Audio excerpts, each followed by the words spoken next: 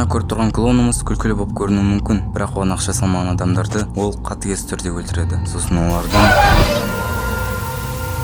қысқасы, сол киноны мен бағалайтын боламын, және оның түсірілуін, монтажын, сюжетін және тағы басқа критерийлермен бағалаймын.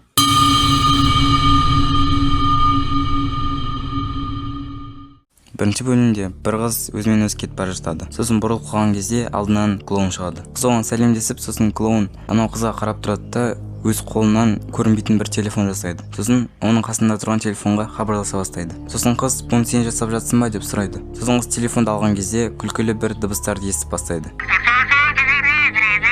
Сосын күліп, жақсы әзілдеп кетіп қалады. Бірақ бұл әлгі клоунға ұнамаған секілді. Сосын қыз өзінің пойызын күтіп отырған кезде, оның дәл жанына әлгі клоун пайда болады. Сосын ол қыздың қимылдарын қайталап бастайды. Сосын қыз кетіп бара жатып, артқа бұрылып қалған кезде, әлгі сайқымазақ та бұрылады. Әлгі әйелдің не істеп жатқанын алдын ала білетіндей. Сосын қыз басқа орындыққа отырып, алма жеп жатқан кезде, әлгі клоунды көреді. Сосын оған мән бермей алмасын жегістеген кезде, оның денесі қозғалмай қалады. Оказывается, бағанадан бері оны әлгі клоун басқарып тұр екен. Және қыздың бағана қозғалғаны да негізі клоунның қозғалғаны. Сосын қыз енді айғайлайын деп жатқан кезде клоун оның аузын жауып тастайды. Сосын әлгі клоун қызды ақырын қозғалтып бастайды. Және де ар жақтан пойыз келе жатады. Және де оның алдына қызды жақындата бастайды. Ал қыз болса паникада. Сосын әлгі қызды пойыздың астына лақтырып жібереді.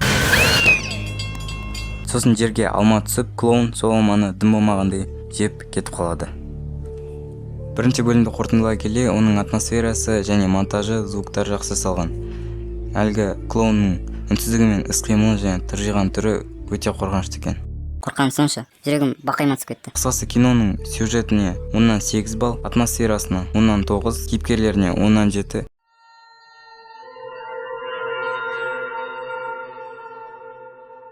Ал келесі бөлімде әлгі клоун қаншама адамның ортасында өзінің іс-қимылдарын жасап бастайды. Және адамдар күліп жатады. Сосын бір еркек келіп, адамдарға "Ол не, бірдеңе құйып жатыр ма?" деп сұрайды. Сосын клоун оның дәл алдына пайда болып, оның бетіне су пысылдатып жібереді. Сосын әлгі еркек болса, жақсы трюк деп кетіп қалады. Ал клоунға бұл ұнамаған секілді. Сосын клоун әлгі еркектің алдынан пайда болып, "Маған ақша сал" деп сұрайды. Бірақ әлгі еркек "Менде қазір ақша жоқ" деп кетіп қалады. Және бұл да клоунға ұнамаған секілді. Сосын еркек келе жатып, бірдеңеге соғылғандай дауыс естіледі. Ал былай ұстап көрсе, ана жерде көрінбейтін бір айна бар секілді. Сосын ол клоунға қарап, басқа жаққа қарай кете бастайды. Бірақ ол жерге де айнаға соғылып қалады. Сосын әлгі жігіт ашуланып, "Сен не істеп жатқанын білмеймін, бірақ тоқтату керек" деп оған айқайлайды. Бірақ клоун әлгі жігітті басқара бастайды. Сосын еркек айлап жатқан кезде, оның аузын клоун жауып тастайды. Сосын өзіне қарай жақындатып, оның галстугын кесіп тастап, ішіне қылыш тығып жібереді. Сосын әлгі еркек өліп жерге жатады. Сосын клоун оның сағатын алып кетіп, дым болмағандай кетіп қалады.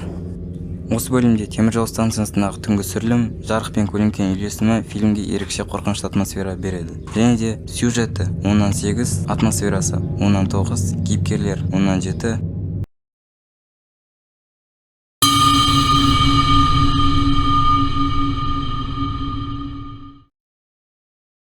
Келесі бөлімде бізге әлгі клоунның қыз түрін көрсетеді. Ал біздің бас кейіпкер әлгі клоунымыз адамдардың ортасына әдеттегідей өз өнерін көрсетіп жатады. Клоун әлгі қызды байқап қалады. Сосын жоқ болып кетіп, бүкіл адамды өзіне қарай тарта бастайды. Ал бұның бәрі әлгі клоунға ұнамады. Сосын қыз әлгі тиынмен өнер көрсетем деп әлгі тиынды жоқ қылып жібереді. Сосын бәрі шапалақтайды. Сосын тиын қайда деген кезде әлгі жігіт клоунның құлағының астында еді. Сосын қыз алып шығайын дегенде тиын жоқ болып кетеді. Сосын тағы да алып шығайын дегенде тағы да жоқ болып кетеді. Сосын қыз ашуланып жатқан кезде әлгі клоун оның қолында екенін көрсетеді. Сосын әлгі қыз клоунды итере сап өз өнерін көрсетем дейді. Бірақ әлгі клоун бір-біріне мешать етеді. Сосын барлық адам кетіп жатады. Бұған әлгі қыз ашуланып, ол да кетіп жатқан кезде тағы да шынның ортасында қалып қояды. Сосын әлгі клоун тағы да өзінің құрбанын басқарып жатады. Сосын әлгі қыздың аузын жауып, оны үрлеп бастайды. Сосын ол шар сияқты болып төбеге ұшып кетеді. Ал клоун дым болмағандай тұрады. Осымен бітеді.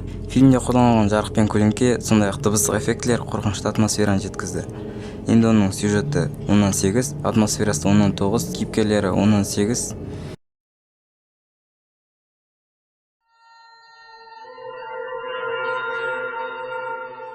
Келесі бөлімде әлгі клоун шыны бөтелкені жерге қойып, бұрылып, оны атады, және де дәл тиеді. Сосын бәрі оған шапалақтайды. Содан кейін ол ауадан алманы алып шығып, бір адамға қарап, оның басына қояды. Сосын көзін жұмып, әлгі адамның басына атайын деп жатады. Бірақ оның қасындағы досы күліп мазақтайды. Сосын клоун дәл тигізіп, бәрі шапалақтап, ақша салады. Сосын клоун әлгі екеуіне қарайды, ақша сал деп. Сосын оның досы ақша салып, ақшасын қайттан өзіне алып алады. Және де оны псих деп, дұрыс трюктар үйрен деп мазақтап кетіп бара жатады. Бірақ әлгі клоун ашуланып қайтадан әлгі ақшаны қармақпен алып алады. Бірақ әлгі жігіт қайтадан алып алып кетіп бара жатқан кезде клоун пистолетпен оның арқасына ата салады. Сосын әлгі очки киген жігіт шошып кетіп қашып бара жатқан кезде әлгі клоун оның арқасына дробовикпен атып өлтіріп тастайды. Сосын клоун дым болмағандай ақшасын алып кетіп қалады.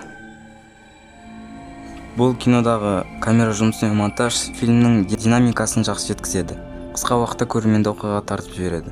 Және сюжеті 10-8, атмосферасы 10-9, кейіпкерлер 10-7. Ал сіздің ойыңызша қандай болу керек еді? Комментке жазып кетіңіз. The Meme. Үнсіз, сөз айтпайтын, бірақ қорқыныш тудыратын мем кейіпкермен байланысты қысқаметражды хоррор серия.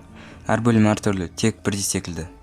Мысалы, біз көрмей тұрып 4-ші бөлімде не болатынын білеміз. Өлім. Және тағы бір минусы, әр бөлім келесі бөлім тезірек шықса ғой деп қызықтырмайды, бітіп қала береді. Адамды келесі бөлімге тартпайды. Егер тартса, мүмкін тағы қызық болушы еді. Және адамдарда көп диалог жасамайды.